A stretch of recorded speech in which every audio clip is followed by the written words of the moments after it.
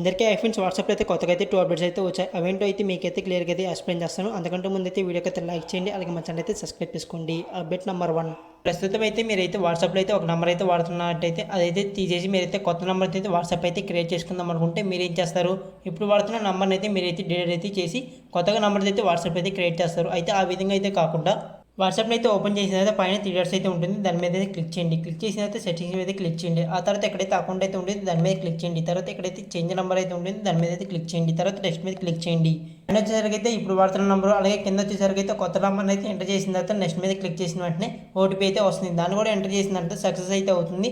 పాత నెంబర్ నుంచి అయితే కొత్త నెంబరు అదే. దీనివల్ల అయితే ప్రతి ఒక్క చాట్ అయితే అంతే ఉంటుంది. అలాగే ప్రతి ఒక్క చాట్కి అయితే మీరైతే నెంబర్ అయితే చేంజ్ చేసినట్టయితే నోటిఫికేషన్ కూడా అయితే వెళ్తుంది. అప్డేట్ నెంబర్ 2, మీ ఫోన్లో చాట్స్ అలాగే గ్రూప్స్ అనేవి మొత్తం అయితే కలిసిపోయినప్పుడైతే మీరైతే కన్ఫ్యూజన్ అవుతారు, చాట్స్ ఏవి అలాగే గ్రూప్స్ ఏవి అనేది.